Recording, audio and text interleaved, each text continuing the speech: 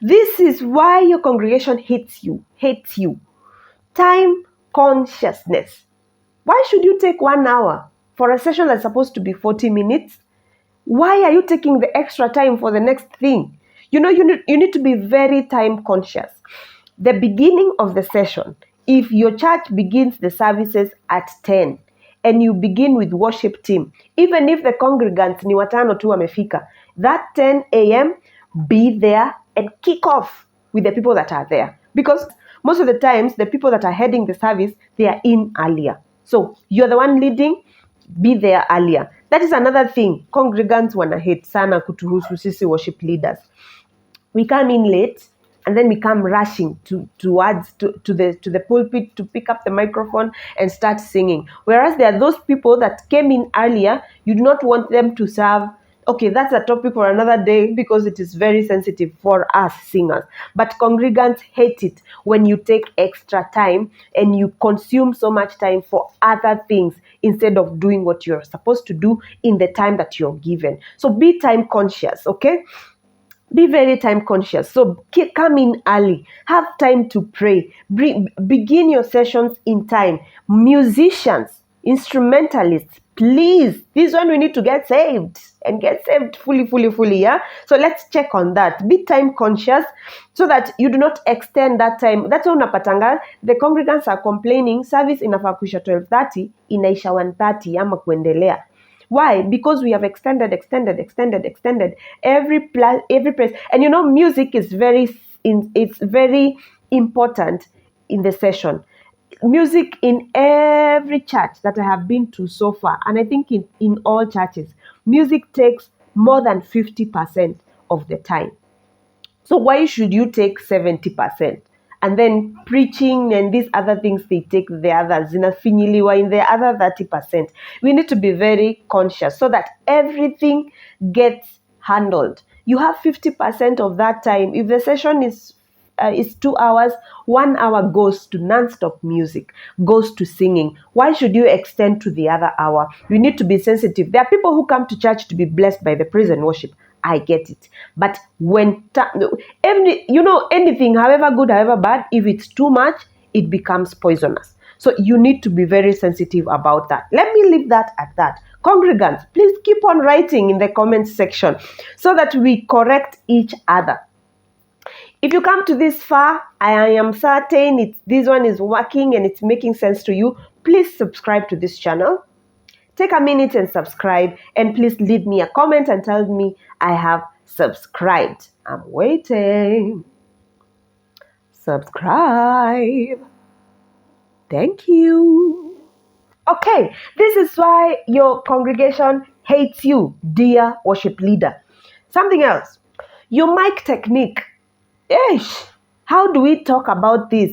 That we are different in our ways of singing, in our ways of leading worship, in our ways of leading praises. So if you do not have mic technique, you will end up shouting. And if you combine this point with the first point of commanding people around, now imagine you're commanding people and telling them, kwani hamjakula, sijui kwani mnasikia baridi, and then you don't know how to use your mic.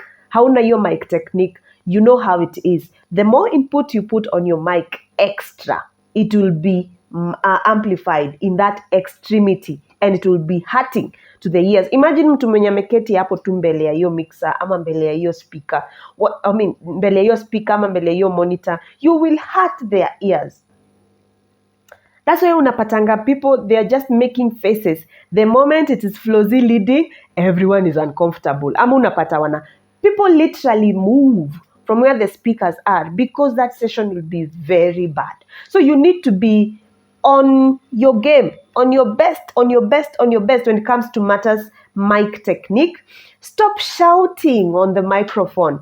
Get to know when to pull your microphone away. Get to know when to bring your microphone close. You do not want to be unheard.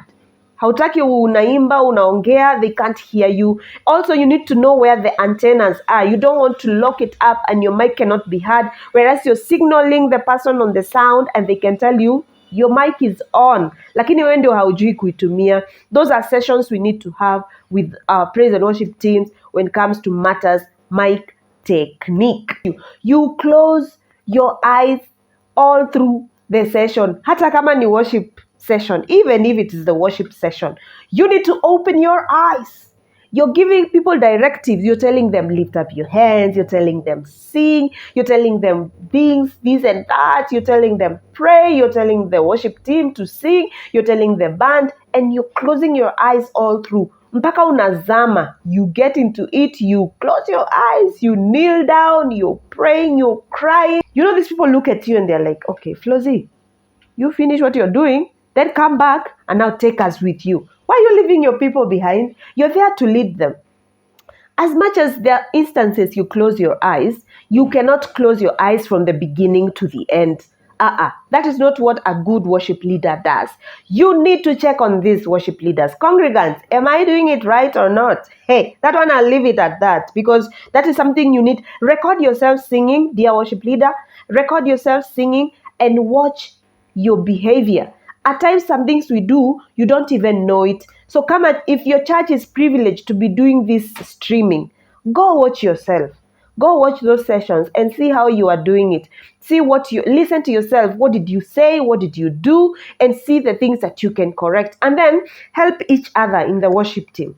It's good to have those sessions of going through the session, the last session that was streamed, watching yourselves together, and now being your own critics. Tell Flozy, by the way, stop doing this and that. Stop closing your eyes too much. Flozy, stop singing back to back to back to back to back to back until your voice is tired, and now you're screaming, and now you're shouting, and there's nothing you can do about it. Why? Because the session is already way gone. You can't even delegate. You can give, okay, I think I can join this point to the other one. Too much focus on riffs and runs. At the same time, too much focus on prayer. You need to be very, strike a balance between the good singing and the ministerial aspect of it. Because this is a singing session. Yes, this is a prayer, it's a praise and worship session. So music is needed.